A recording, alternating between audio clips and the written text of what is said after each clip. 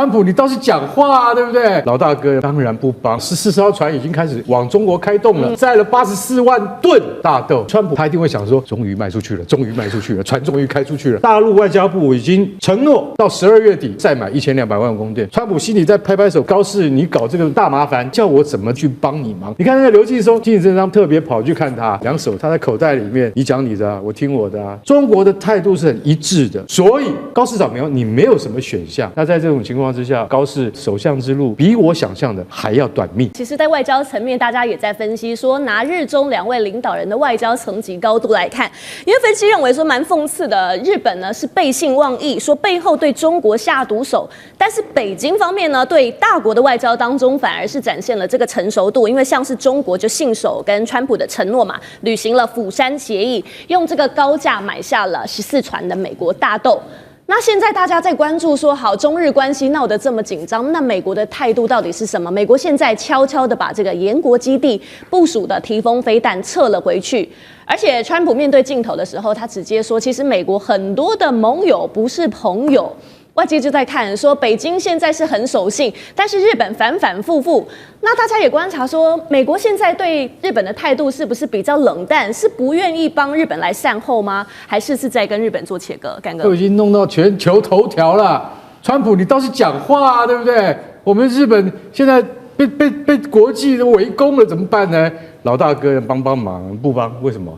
当然不帮，为什么？我们才刚刚，敏宽刚刚讲的，稀土才刚刚讲好，现在又有一样刚讲好了。我跟你讲，14艘船已经开始往中国开动了，为什么？总共载了84万吨的大豆。哎呀，我跟你讲，其实川普晚上睡觉的时候，他一定会想说，终于卖出去了，终于卖出去了，船终于开出去了，我可以被农民少骂一点。等一下，我也没有这样而已，后面还要再买1200万公吨。大陆外交部已经承诺。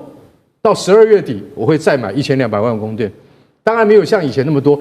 通常每年到现在，中国已经买了这个美国大豆3000万公吨了嘛，可是今年大概只有2000万公吨左右啦。那这一批14艘船已经出去了，从墨西哥湾开出去了。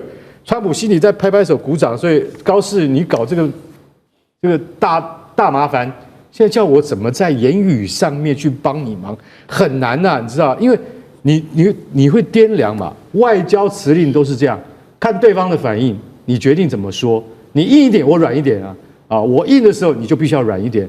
那你现在从头到尾你看今天早上那个画面，你看那个刘继松，中国外交部那个亚洲司长刘继松去看金井正章特别跑去看他，两手插在口袋里面，你讲你的啊，我听我的啊，然后一脸不屑，也没有太多的反应啊，然后但是记者问他，他还会讲哦，请问一下你们会面的结果怎么样啊？很严肃啊，很严肃就说明了一切嘛，也没有说我骂他啊，他也没有哭着跟我求什么，那你就从这画面里面就可以看得出来，中国的态度是很一致的啊，从薛健到刘劲松，甚至到《环球时报》啊，他们讲的话都是一致的，在这种情况下，国家意志是一致的。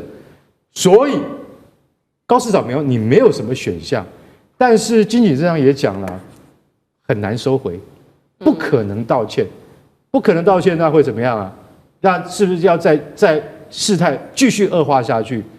我们现在看这个情况哈，说句实在话，我觉得还是最后由美国来出面还价，办一个什么会议之类的才有可能，不然的话，我跟你讲，这件事情我怎么看都看不出来，因为。以日本的态度而言的话，他是不可能收回他讲出去的话。是，那可是这个不是只有中国现在对他这么有意见，而是周边国家开始都有意见了。那在这种情况之下，高市，我觉得他的首相之路比我想象的还要短命。现在呢，中日关系不但没有缓和，而且几乎是全面炸锅了。就是因为高市早苗一句台湾有事的这一番言论，引爆了北京震怒。我们要来看到呢，现在学者点出来，因为说其实呢，高市早苗他这一句话就是直接踩到了北京的4道最高的等级的红线。我们来看到，包含了是主权红线，认为他讲的这些话呢，暗示台湾不是中国的一部分；还有民族记忆红线，因为挑动了日本军军国主义的历史伤痕，还有政治尊严红线。明明才在釜山跟习近平承诺说，会稳定关系，但是怎么回国之后就背刺挑衅？还有包含了国际化红线，企图要把台湾的问题推向国际战场。所以呢，北京现在反应也是非常的激烈。你可以看到，北京马上就祭出了4把利剑，包含了旅游禁令。日本的经济产业省就评估说，如果中国的游客减半的话，那他们 GDP 至少是会下滑0.3%，影响47万人他们的就业哦。还有包含稀土管制，因为日本的这个高科技产业呢非常依赖中国的稀土，尤其是您看到的像是迪特，这几乎呢都是从中国来进口。还有产业链的脱钩，加速了对日本产业的国产的替代，以及包含实战化军演、扩大海空训演范围，而且提高频率，对日本的自卫队涉入台海的行为也画出了这个明确的红线。那还包括有一个热腾腾的消息是在我们录影之前宣布的，因为中国直接通知日本说停止进口日本所出口的这些水产品。那现在大家就在想说，是不是接下来压力会越来越大？所以日本有艺人也接连表态了，像是歌手美伊里亚，还有演员呢石野浩二，他们直接在微博上公开表态，说永远支持一个中国。好，想请教韵老师了，您来看高市他踩到的红线到底有多严重？还有说这几把利剑，哪一件对日本来说最致命？非常非常严重啊！这个里面讲的这个4个红线都是跟台湾有关的。主权红线，他讲的台湾有事，学安倍晋三讲哈，日本就有事。我觉得日本就应该有伤势历史来讲的话呢，历史仇恨因为大家都会强调14年的抗日台湾从1895年开始对不对？我们的抗日的话呢，你要加多少年对不对？要加上就进去然后这个政治上的红线，大家不要忘了。就是在这个在韩国的时候 ，APEC 会议当中，这个高市早苗跟这个习近平主席还见面了30分钟对不对？这个就是一个好的开始。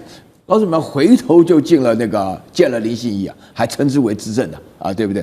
那么这个对于这个大陆来讲的话呢，就非常生气那就要把这个台湾问题国际化，因为这高市早苗讲的这种事情的话，也只是很委婉的把所有日本的心里的想法整个说出来。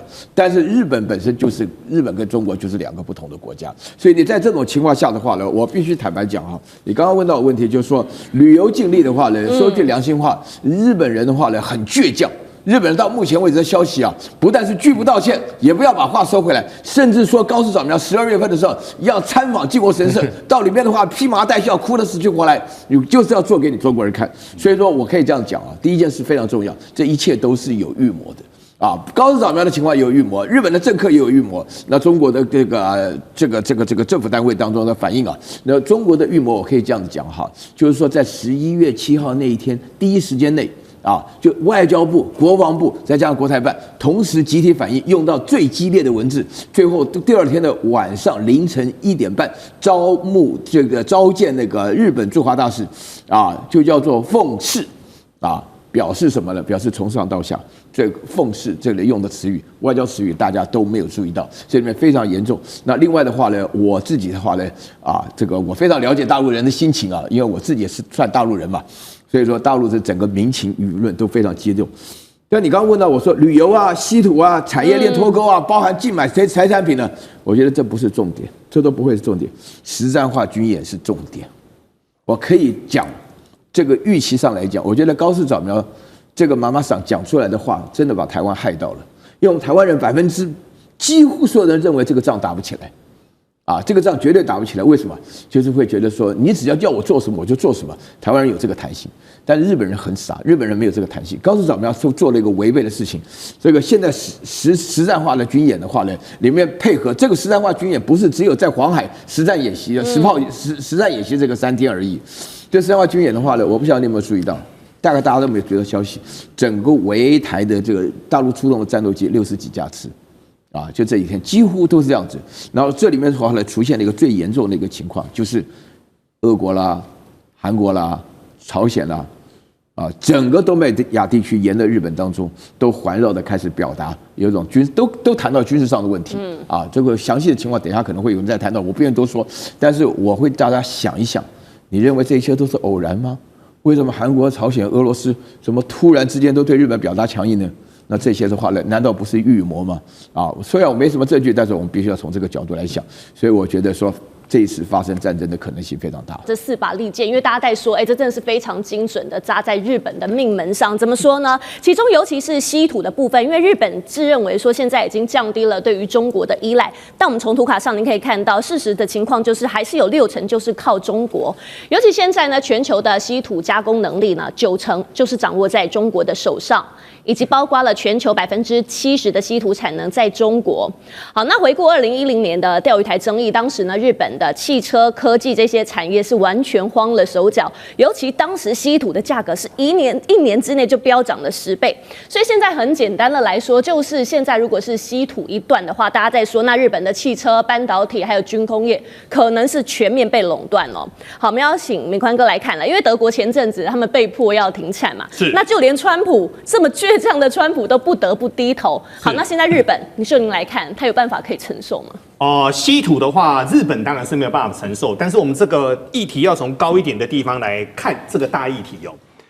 刚才老师有说有可能会走向战争的一个边缘，我个人比较乐观。为什么我个人比较乐观呢？我认为现在中国跟日本是把这场戏的张力全部张到最大，但其实双方都非常的克制。那我们一则一则来谈哦。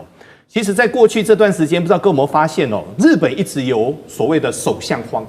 什么叫首相荒呢？日本的首相只要听美国的话，他一般能做的比较久，除非像安倍中间遭遇到了不好的事情。那中间呢，你只要向中国去倾斜的话，很奇怪哦，那个首相待不久哦。所以后面呢，各位可以发现呢，后面的话首相就常常换。所以呢，很多人就说日本的首相像什么呢？像走马灯啊。那走马灯后面等到了高市早苗，高市早苗也是花了9牛2虎之力才上了日本首相。为什么呢？因为自民党跟公民党中间还决裂完之后，后面好不容易就经过了一番波折完之后，可是高市早苗目前在日本的民调高达70%哦。为什么呢？因为大家看到了一件事情，是川普紧紧握着他的手，感觉是爸爸握着女儿，然后呢，突然间从西装里面拿出一张，你要什么？告诉我，我通通会为你满足。这个叫空白支票。但是我们回头来谈到后面的架构就是双方把戏演足，所以我们可以发现哦，日本的外务省赶快去跟中国的外交部来洽谈的当中，这个有一个非常有趣的一个画面，中方也得到了该有的一个回应。然后美国还说哦，他们会从延国的基地撤回了提风系统，所以双方其实是在降温的。但我们谈论到稀土这个就有趣了哈。全世界的稀土呢，它非常的重要。可是稀土呢，它有一个很大的麻烦是在过去稀土是什么呢？是吃力又不讨好。价格不高，从矿源沿路到湿式的提炼，一直到干式的提炼，有很多不同的一个方法。可是很多人不晓得，缺了稀土，医疗不能动，汽车不能动，电子不能动，太空不能动，通讯都不能动。我就不讲细节，各位还记得吗？单在今年，欧洲4大品牌他们说没办法做车了，为什么呢？因为稀土当中有一个叫做永磁磁铁。永磁磁铁它做的叫做永磁马达，它具有很高的一个磁链性哦。后面日本的 Suzuki 也出来投降，我们也做不了车了，我们也没办法做。各位，这单是汽车。所以后面呢，我们去谈论到川普的一个关税，我个人对于川普我是看不懂啦。川普的关税很多时候他是举着正义的一个大旗，但很多时候是你内容到底要讲什么？各位还记得吗？后面当整个美中握手对于稀土的议题谈完之后，突然间墨西哥跟巴西懵了啊！天哪！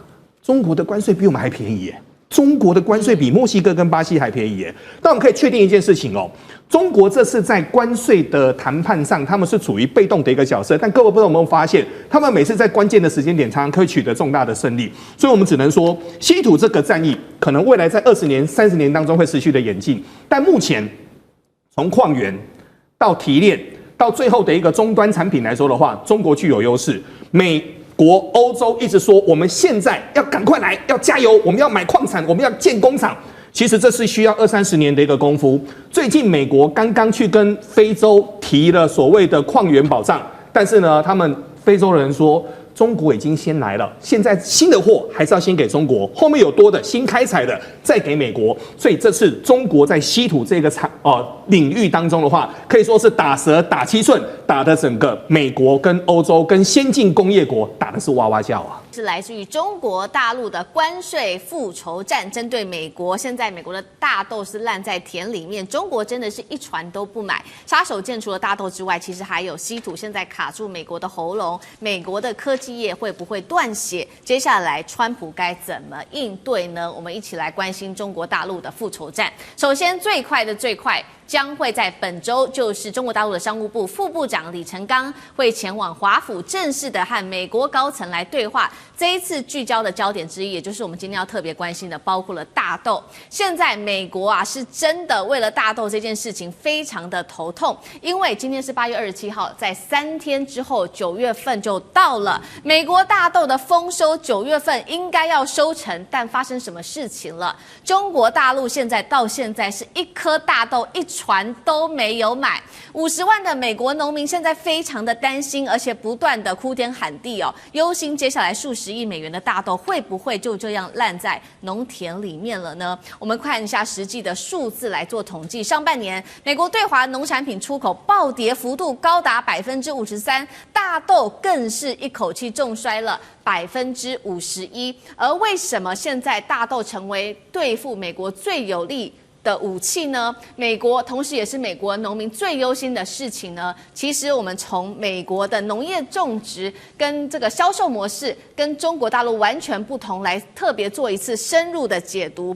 中国大陆的农民大部分都是自己拿着锄头来，想要种什么就种什么，想要换什么就可以立刻换。但是在美国，它采用的是这个叫做机械化的大量产来种作物，所以呢，如果说你一旦是要换作物的话，那么就会付出巨额的代价。首先，我们看是光是机械成本啊，美国的收割机、播种机价值动辄数十万美元，如果不用的话，等同就变成废铁了。但是如果说你今天不种大豆，你要换成玉米啊或其他作物，这问题就是说，你这个通路要重新再改的话也很麻烦，至少改种新作物要达到3到5年的时间，不像中国大陆你要改就可以随时改哦。那么找这个通路商也比较容易，因为呢，这个小农可以自己去跟通路商做联系。但是在美国，其实你要找到稳定而且量大的买家，并不是一件非常容易的事情。最后就是会造成的连锁反应。如果今年大豆在美国滞销的话，它被迫转做，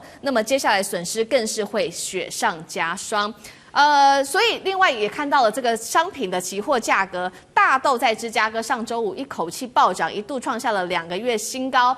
中国大陆的驻美大使在这个时候谢峰直酸哦，他说农业不该被政治绑架，农民不该替贸易战来买单。苑老师怎么看？大豆已经成为中国大陆目前针对美国最重要的筹码吗？美国的农民、美国的农村怎么办？继续的买单，还是要等川普来做低头呢？苑老师怎么看？我帮大家回忆一下哈，原来的话呢，这个大陆对美国所购买的是黄小麦啊，黄豆就是大豆了，小麦、玉米。啊，那个时候呢，从2018年开始的时候呢，大陆呢认为呢，跟美国之间的贸易战呢是贸易不平衡导致的，所以那个时候呢，对于美国的农业的话呢，就是费尽了很多心思。我记得那个时候的副总理叫刘鹤啊，就专门针对美国这个农产品来谈的。美国的农产品的话呢，有3大特点啊，第一个就是2基再加上一个刚需啊，这2个基是什么呢？一个是机械化作业，另外一个是基因改造，还有一个话呢，它基本上的话呢是刚需，就是说它因为它量非常大，而且是机械，大家可以看到照片就可以看得出来。美国农业产品的话呢，他们本身的话呢，做了很多的投资，量的非常大。所以说这个量大的话呢，就像原油啊跟天然气一样，它需要刚需。什么叫刚需呢？就是你在2-3年前就已经知道你要卖给谁，你现在才整个合理的计算你要做什么。但是偏偏的话呢，到了这个大概不到1年前的话呢，这个川普这么一搞的话呢，他首先的话呢，同时不晓得大家记不记得，这个川普跟中国互相关税乱喊价的结果呢，把这一套呢沿用到了巴西。巴西其实跟美国贸易巴西是逆差了，就巴西要美国70多亿的逆差，但是美国也对巴西的话呢，那个时候呢，就是说是那个为了川普的好朋友啊，就是那个布索纳罗的这个情况下，导致出来说是巴西的话呢，跟美国之间的贸易战争的话呢，非常坚决的就抗拒美国的话呢，反而跟中国拉在一起。所以中国现在的大豆全部从巴西进口，大家要了解这个改变，就像我刚刚前面讲的，人家巴巴西也是地大物博，它也是基因改造，也是机械化作业，然后也是刚需，所以在这种情况下，大家才出现这种数字。但是美国这边的话呢，就是说这个川普万万没有想到，这个不是单纯产品的问题，这是美国制度的问题。美国制度的话呢，里面出现了美国的制度得罪不起农民，为什么？因为这个农民啊，我觉得因为他们靠天吃饭，脖子都对着太阳晒，我们称之为红脖子。红脖子是非常支持川普的，那支持川普支持到半天的话呢，自己的大豆都要烂在田里，那情何以堪呢？所以说，基于这个原则的话呢，目前为止，那么在对于美国来讲的话呢，就是说这个川普要急于替他的选民要找到一个出口。那这个选民的话呢，就是临时找到大陆。但是谢峰讲的话非常对啊，就是说我们要平衡中美的贸易的话，是要靠高科技产品，不能光靠黄小玉啊。而且黄小玉这种刚需，我们已经跟巴西签约，大陆跟巴西签10年的约啊，这要改过来太难了，对不对？我相信中国人虽然早上起来喝豆浆，那个牲口也要吃大豆，但是也消化不了这么多。所以这整个情况来讲，现在川普是有点急啊，川普真的是有点急，就是说是你自己，因为他自己的制度上问题，他对选民有个交代。选民说我支持你，支持的结果变成我受害，所以大家可以算得出来，选民要损失多少。我相信的话呢，这选民的损失非常惨，所以川普为了保障自己的支持率，还必须要加强跟中国之间，请中国多买一点农产品，尤其是大豆。对，所以现在看起来初步统计啊，农民自己还有专家做估算，这个美国如果没有办法卖给中国大陆的话，大豆在美国的损失会高达数十亿美元。也难怪川普这个时候赶快求习近平说，你可不可以跟我们买目前的达到4倍的量？但是不要以为中国大陆的杀手锏就只有大豆而已，其实另外一个他们的杀手锏就是稀土了，而且是北京最新再次的收紧他们的稀土的这个出口。这个实施的禁令叫做稀土暂行办法，要求接下来会全面的建立流向的记录，等于说要缩紧他们的出口。川普看在眼里，真的这一回是气坏了，所以呢，祭出3个招。第一个，他说，中国如果你断了稀土、磁铁，那么美国我们会寄出200%的关税。那他做的另外一件事情，其实也是自断自己的另一个手臂，就是他让美国的稀土龙头 MP Material 这一家企业宣布呢，让他停止对大陆的出口。这些高性能的磁铁所需要的稀土，其实这件事情反而害到了美国自己，它的稀土价格立刻飙高到2年来的新高。川普的第2招，他说了，最新宣布，美国要掐断中国的国产客机 C919的命脉哦，接下来不会提供大陆，包括这些波音的引擎跟零件。他说呢，中国啊，你要担心了，因为接下来你的200架飞机在地上会飞不起来。最后一件事情是，川普也放话，愿意接受60万名中国学生去美国当地来念书，但是外界质疑这些学生事实上会不会沦为川普手中所谓的谈判人质？干哥怎么看？好，今天如果说你的任何的这个手段都没有用的时候，突然说什么我愿意接受60万的中国留学生，你知道美国有一个网站非常有名，叫做爱国者 Patriot， 你知道他怎么说吗？他说，川普，你的脑袋是坏掉了吗？你刚刚接受了印度33万学生啊，然后发给他们绿卡，让他们在美国读书。那这个对我们美国的这个，就是说我们这个一般的阶级来讲的话，还有美国的学校来讲的话，打击冲击都一定会存在的嘛，对不对？那你现在接受了印度学生，我们就算了。可是，在战略关系上面，你怎么会还没有跟中国打到一个关税的这个战役的这个就是节点上面，你就已经接受了中国的留学生进来？他说他们不了解啊，他说我们这些希望美国再次伟大的支持者，当初就是因为你的口号，我们才投票给你的啊，你怎么现在你改变主意了呢？你不是一直讲吗？我要加到145%，我要加到200%，然后你现在到底有没有做？根本没有做。光是刚刚岳老师讲的这个大豆的这个事情，我跟你讲，美国农民如果大豆卖不出去，中西部洪州这些农民绝对走上街头，他耕耘机都会开到你家门口去的，对不对？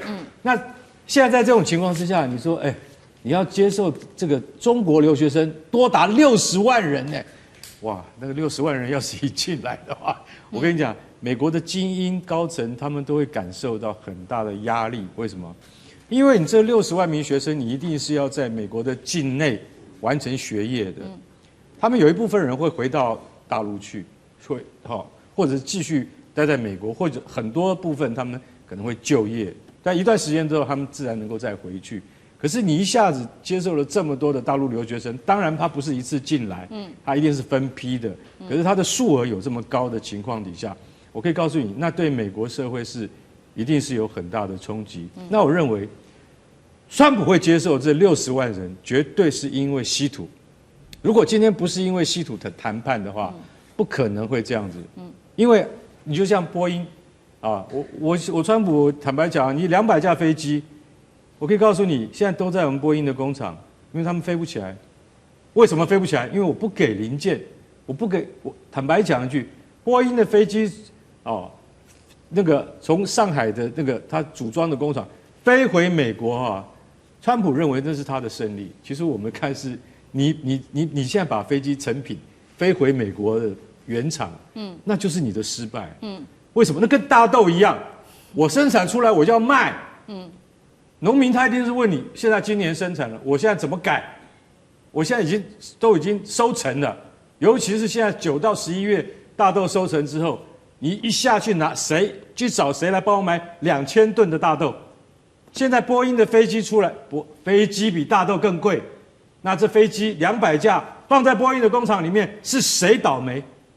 你赚不到那个关税，但是你同样摆在机棚里面腐朽烂掉，那我问你，到底是谁吃亏？所以这种算盘，我坦白讲一句，你可以吓人，但是到最后你的图穷会匕见，你的短处马上被人家看光光。所以后来他又改口，川普他又改口了，他说：“你看，我跟你讲，我这张牌准备打出去，如果我同这个中国达成协议的话，关税能够达成协议的话，那我就会让他200架飞机可以再飞得起来了。你看我多好，我帮中国解决了问题。”到底是谁在帮谁解决问题？思敏，有时候我们是真的觉得有点精神错乱。难怪那个 Patriot 他那个网站那个部落格他会讲说，川普你现在是真的很令人讨厌。好，所以我们可以看到中国大陆一边他手握的王牌就是他的大豆，一边又是稀土。从美国他的农村到高科技，川普还撑得下去吗？宽哥又怎么看？我来跟各位谈几个比较大的一个问题第一个，川普在过去这段时间他做了什么事情呢？他把美国的移工全部都赶走了。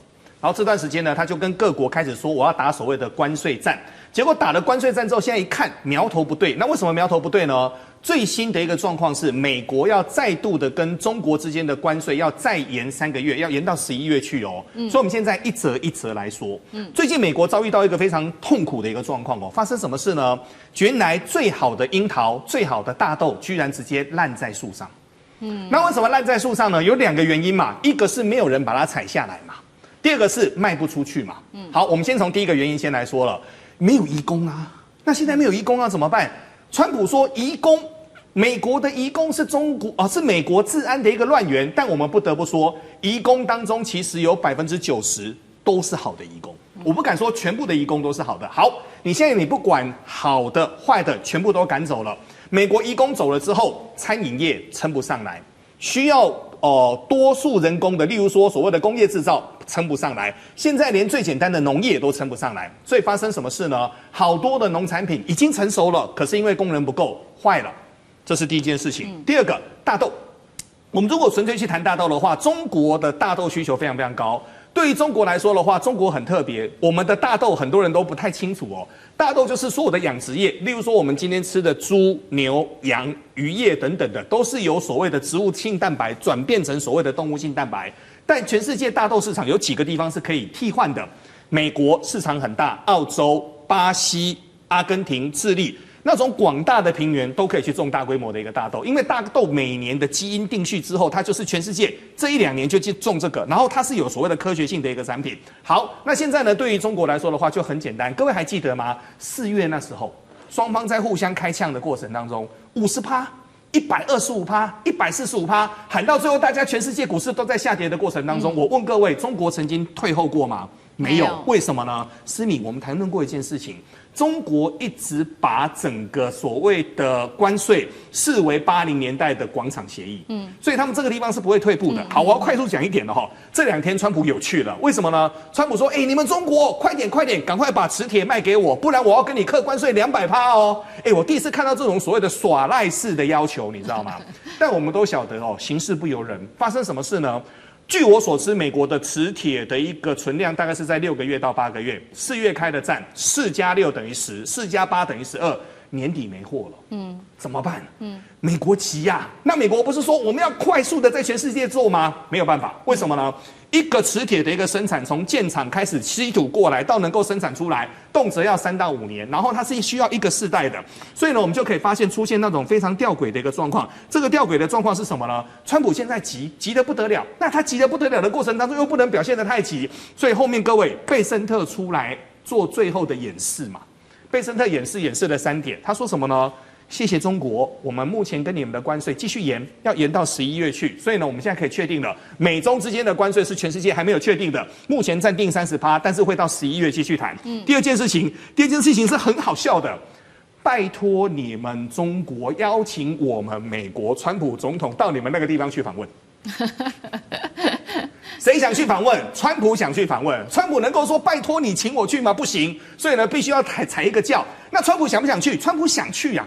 川普很清楚，习近平这个地方他不愿意谈，可是川普一定要跟习近平亲自谈。那习近平最近很忙，习近平他从8月底的一个天津上合会之后，后面有9月的一个大阅兵，沿路一直走到10月下旬的一个的整个 APEC 那个首尔会议，他其实沿路都是很忙的。好，那在这当中，整个川普有办法拿到他需要的吗？川普现在是急得不得了，他单单一个没有磁铁，他都不知道该要怎么办了。然后后面贝森特说了什么呢？后面贝森特说拜托中国来开放市场哦。所以呢，我们来看川普他说什么呢？我们要掐断你们的国产飞机很简单我只要不提供你零件不提供你引擎就好了。但其实川普没说的话是，你们如果磁铁再不卖给我，我们的国防会断裂，我们的汽车会断裂，我们的工业会断裂，甚至于他还开出愿意接受60万名的中国留学生，这个是比较虚啦。中国自己现在少子化，没有那么多人，但重点是川普现在很需要磁铁，中国现在就是我们继续看下去，所以双方就形成了一个非常困难的一个状况。可这个困难的状况会怎么办呢？我们只能继续看下去，因为中国现在是1公吨的大豆都不买，他跟阿根廷买，跟巴西买，跟澳洲买，跟智利买，他就是不跟美国买，所以美国现在的大豆堆积如山大豆农民恐怕即将要失业了，尤其在大丰收之后，包括了大豆跟玉米都会烂在田里面，而且这2样物产的价格已经暴跌了50%，再加上川普的关税区移民政策，现在正在美国掀起的就是全美900个大臣都在怒吼，针对川普的大反扑。美国内部出现了非常大的问题。我们先来尤其关心到的是美国的玉米，9月份包括它的这个玉米跟大豆，真的在接下来几周就会迎来一个超级大丰收了。但是呢，我们可以看到，虽然玉米的产量在今年表现超好，激增了729%，但现在的关键问题就是大陆不买大陆不买美国的大豆跟玉米，所以是不是只能烂在田里面了呢？价格跟2022年相比，甚至是跌了50%。那么现在玉米的价格，包括它的亏损在今年每1亩会亏损超过$160。来看到，在这个金融市场，芝加哥期市大豆期货也跌到了1周半的新低，这个价格还在持续的往下探。另外的，再来看到的是美国会更担心的就是它的竞争对手，现在巴西正在这个市场快速的崛起当中，包括了它在这个玉米跟大豆都已经正式的超越美国，成为第1大出口大国了。尤其巴西近年在它的耕地、在它的技术，还有在它的供应链上面不断的升级跟精进。再来就是川普对巴西课的这高达50%的高关税之后呢，巴西对美国的咖啡出口一口气又是下跌了55%。现在美国人要喝咖啡变得非常的奢侈了，包括阿拉比卡的期货价格更是飙涨了70%。再来，我们最后看到一个最新数据，川普的首任他的首次的任期贸易战，让美国农业出口损失了超过270亿美元。这一次又会有多惨烈呢？请赖老师来带我们看，美国的这个霸主地位是不是已经要崩盘了？我觉得会受到冲击哦。如果川普不细心、耐心、用心去处理的话，如果明年这个美国的农民，很多的农民，如果他破产，他最后把钱抵押给银行，他还不了钱，那这个就真的是一个大问题。另外，他能不能从美国银行借到钱来买种子、来买肥料，他要不要播种？我觉得这个对于美国的农民来说的话，他们面临的一个人生中最大的困境。如果农民真的最后把土地卖掉了，他没有了，他一无所得了，他要到城市里面去打工的话，我觉得这个是对美国社会也是一个问题。为什么？拜登时代跟中国大陆打科技战，但是拜登再怎么样，他多少还是有点节制，也就是说边打又边谈。那中国大陆事实上是有在减买美国的这些农产品，有在减买，但是并没有完全断买，就是有在减少。拜登用补贴的方式来补贴美国的农民那时候是大量在补贴。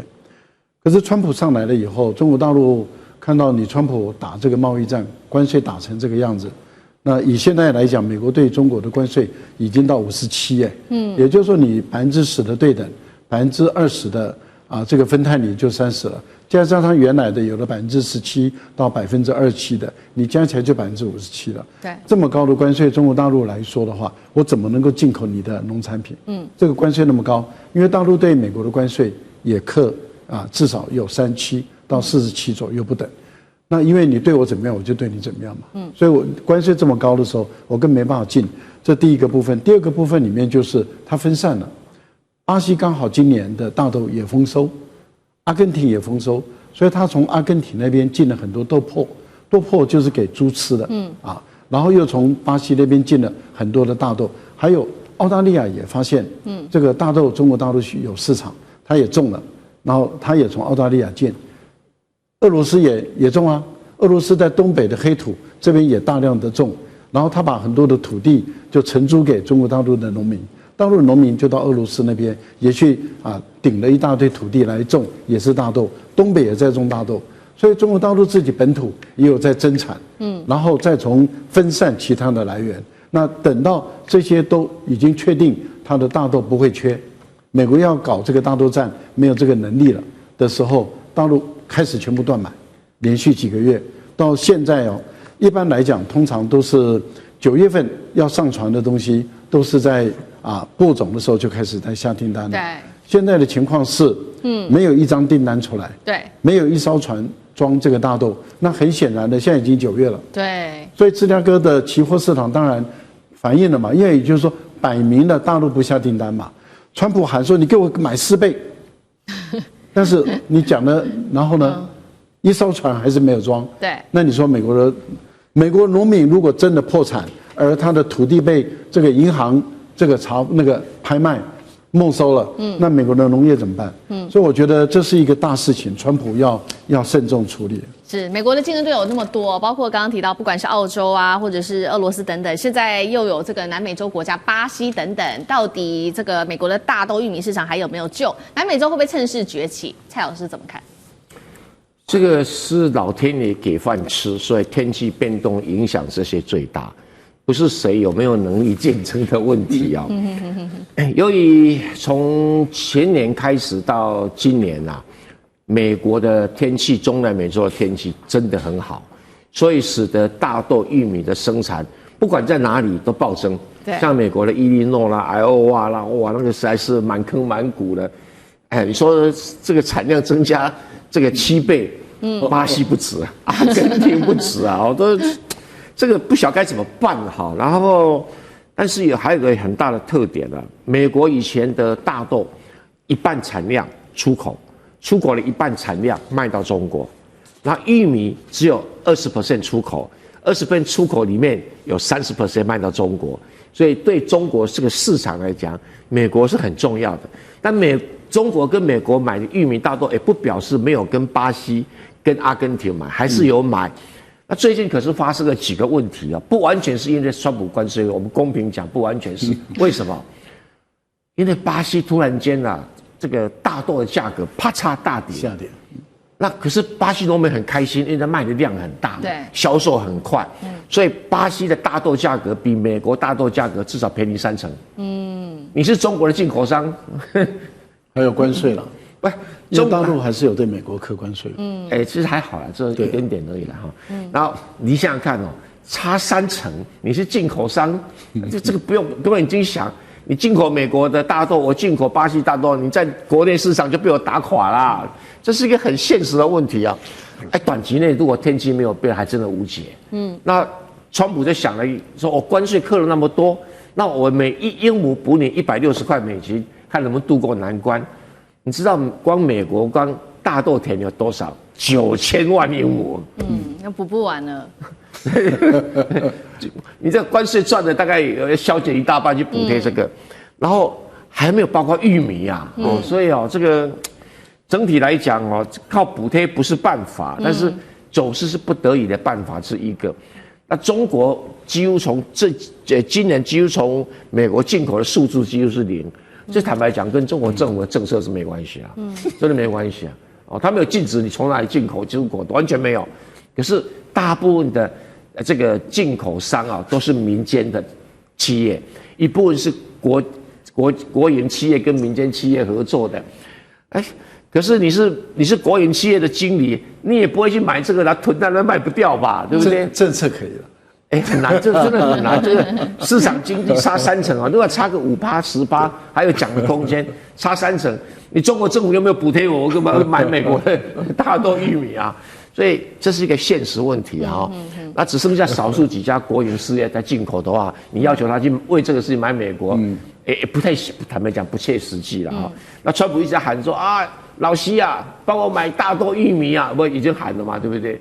可是效果不彰，因为习近平也不方便去干涉啊。比如说从巴西、阿根廷进口提高关税，不可能的。你现在跟巴西、阿根廷关系那么好，能够买那么便宜的已经不错了。但是中国已经帮巴西跟阿根廷吸纳了将近30%以上的出口的这些大豆跟玉米，所以巴西、阿根廷他们本钱光靠卖中国本钱就回来了所以其他都是赚的啦。是好，我们现在看到这个美国的农业霸权等于已经受到非常大的重击了。刚刚看到的是这个大豆跟玉米都完全的卖不出去。那现在接下来可能更严重的事情，还就是变成是说，连去种这些大豆跟玉米的劳工可能都会越来越难找了。尤其我们现在来看到一个最新数据是，川普回归才7个月在白宫他就已经强力的扫荡这些移民。那现在美国做了一个统计，已经流失了120万的劳工，除了刚刚我们提到的农业之外，还包括在建筑、服务业等等，全面都缺工了。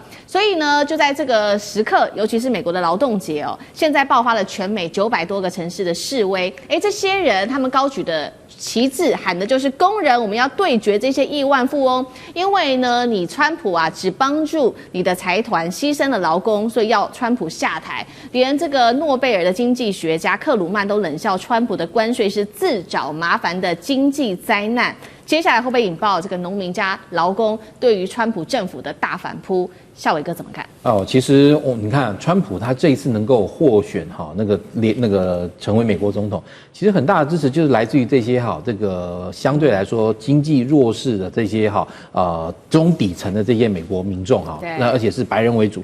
像比如你看这次这个美国的这些劳工或者说投票给川普的，莫不是希望就是说让这个 MAGA 能够成真，然后改善他们的生活。但你看现在美国的农民也好或劳工也好，川普的一系列的这个那个财经政策，对不对？基本上都是对富人有利的。他的减税也是让富人能够负担的这个赋税能够更少。那但是一般民众他其实要负担的这个赋税的额度没有降低的话，那这个时候相对的被剥夺感出现以后那其实你可以看到近来美国有一系列开始有点就是把包含像治安，然后包含在反川普，然后各种的这样一个运动就结合在一起。那而且其实因为今天我们刚刚讲到像这种农民或是中底层这种劳工他们其实很仰赖，就是说就是很对川普当初充满了希望，但是现在川普的所有的政策作为都是对他们来说是并不利的。那这个时候就引发了他们这种更加的这样一个愤怒。所以你看一连串的各个大臣的这样一个反川普的这种活动其实如火如荼的一连串这样延烧下来。当然，其实今天川普他在做很多的这个政策决定的时候其实刚刚那个蔡委员也有讲，他其实运气也不是那么好，因为今年呢整个像巴西或阿根廷等等这些黄小玉都丰收，那让他们的这个价格降低。其实美国的问题美国一直的他从以前到现在问题就是，第一，他所有任何的这种工人不管是农人也好，工人也好，他们都喜欢组工会，组工会以后就一定要为自己的这个权益来发声，然后呢同样就要跟这个资本家对决。当然，在这个经济景况好的时候，我觉得这个是绝对要绝对支持的一件事。但当经济景况很不好，然后甚至于说整个产业已经开始往下走下坡的时候，这个时候从业的这些工人其实要跟资方彼此之间要能够获得一个平衡的这样的状态，要不然的话，你今天搞下去，资方最后决定不玩了，收手了，然后其实这整个产业就死掉。就像你说美国这个造船厂那个或者说这些高科技产业，为什么你说美国现在都是要仰赖别的国家进口，然后现在川普是用这种高关税的方式修理大家？